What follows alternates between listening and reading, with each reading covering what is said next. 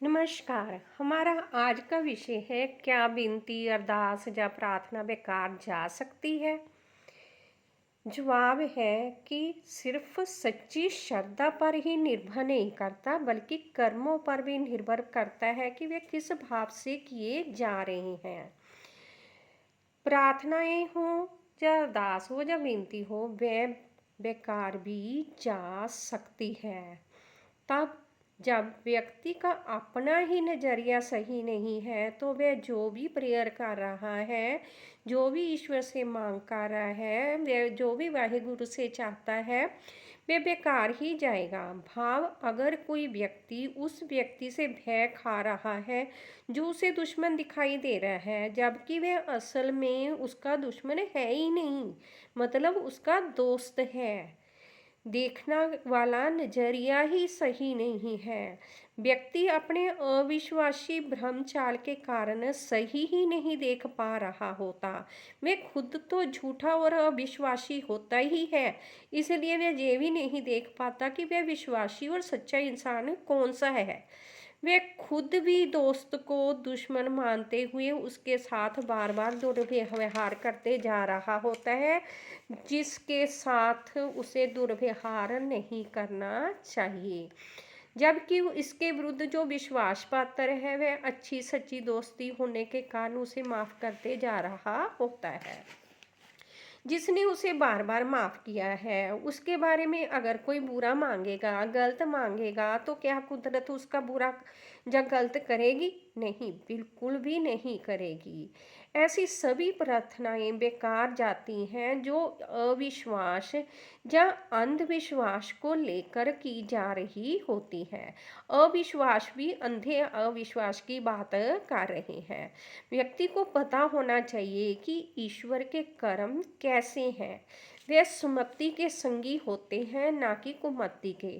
बुरे आचरण तो जो भी करता है, वह तो अपने दिमागी ताने बाने से करते हैं, या धन माया के बल से करते हैं, या तबाह करने वाली प्रवृत्तियों के द्वारा कर रहा होता है, या ऐसे विचारों के बलबूते कर रहा होता है जिससे वह अपनी शक्ति का दम दिखा दे और दूसरों को कमज़ोर करता चले जाए, तुच्छ करता चले जाए, मतलब अपनी पूरी करते कराते जा रहा होता है।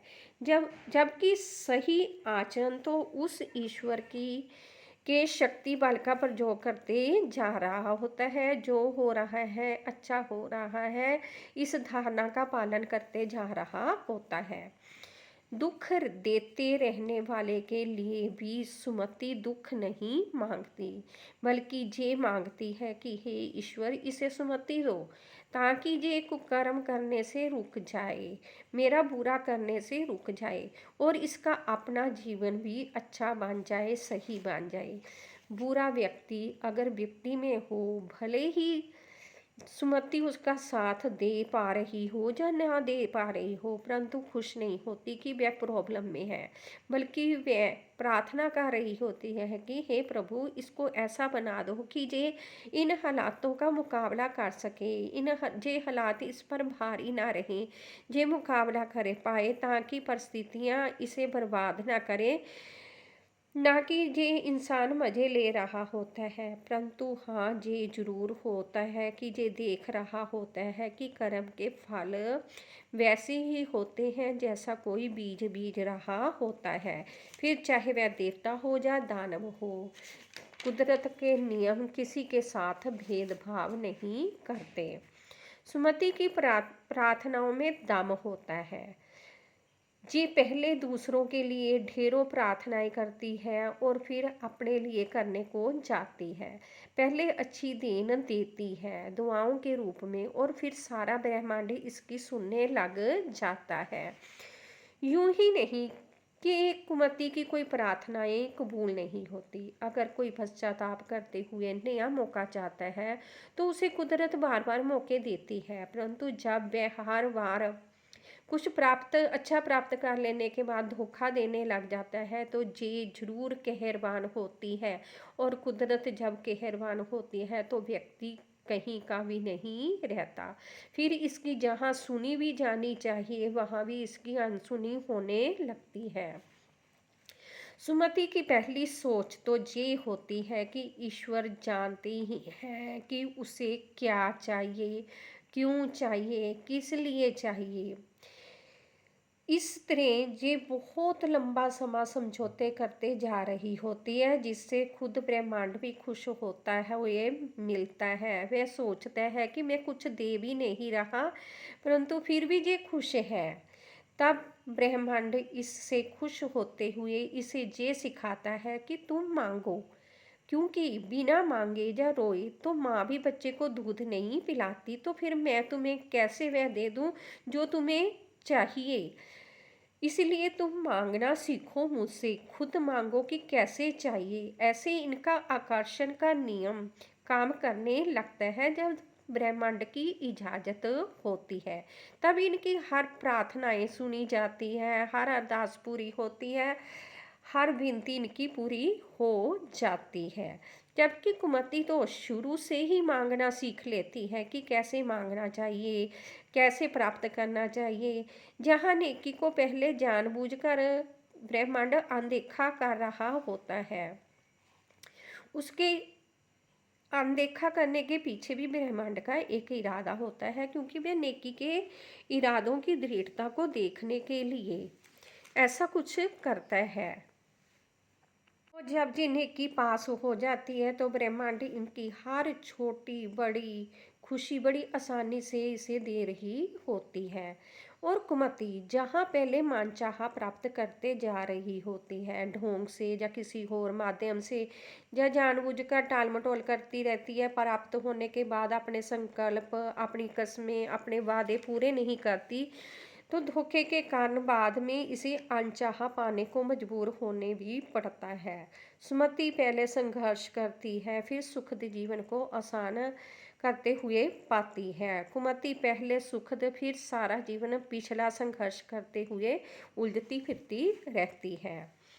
हम अपने पेट की भूख शांत करने के लिए या दूसरी इच्छाओं को पूरा करने के लिए बहुत कुछ करते हैं, क्योंकि हम अपने अपने भीतर के संसार को खुश देखना चाहते हैं, या अपनी उन इच्छाओं की पूर्ति करके खुश होना चाहते हैं जिसकी हमें बहुत ज़्यादा चाहत है। वैसे ही जैसे हम करते हैं वैसे ही ये ब्रह्मांड करते जा रहा होता है।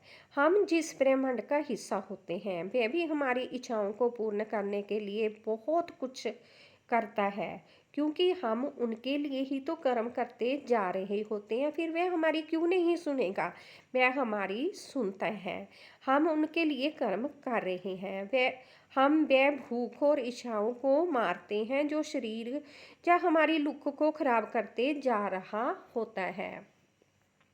हम जो भी कुछ करते हैं बहुत कुछ, क्या हमारे लिए सही रहा, क्या गलत रहा, ये कर्म कर चुकने के बाद ही पता चलता है। फिर हम डिसीजन लेते हैं कि हमारे लिए ये सही है और हमारे लिए ये गलत ही रहा है हमेशा, इसलिए ये गलत है।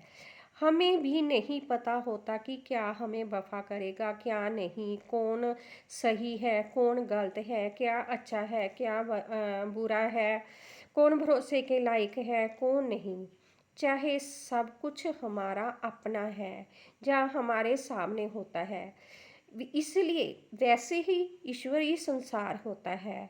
हमारे चुनाव हमारे सुख दुख का कारण होते हैं, और हम अनुभवी जैसे जैसे बनते जाते हैं वैसे वैसे सही चुनाव करना सीख लेते हैं और गलत के प्रति बेपरवाह होते हैं। वैसे ही ईश्वर का संसार है, वह भी ऐसे ही है। पहले अपने सभी बंदों पर भरोसा करता है। धोखा देने वाले ही तो समझाते हैं कि उन जैसे दूसरों के साथ क्या होना चाहिए, क्या नहीं। ईश्वर सभी पर पहले आप भी भरोसा करते हैं और दूसरों को भी भरोसा करना ही सिखाते हैं। वे भी छोटी छोटी भूलों को माफ़ करते जा रहे होते हैं, मौके पर मौके देते जा रहे होते हैं, और हमें भी आदेश यही दे रहे होते हैं कि किसी की छोटी छोटी भूलों को अनदेखा करते चले जाओ। परंतु जब जानबूझ की भूलें एक हिमाकत बन जाती है तो इनका समय पलटा खाता है। धोखेबाजों का समय तो ऐसा पलटा खाता है कि कुदरत इसकी फिर एक भी नहीं सुनती। और जो ना धोखा देते हुए ईश्वर का विश्वास जो जीत लेते हैं, उनका भी समय बदलता है और इनकी हर चाहते ईश्वर पूरा करना जानते हैं। प्रार्थनाएं वैसे ही पूरी होती है जैसी मांगी होती है। मतलब जितनी छोटी मांग उतनी छोटी प्रार्थना, जितनी बड़ी मांग उतनी बड़ी प्रार्थना।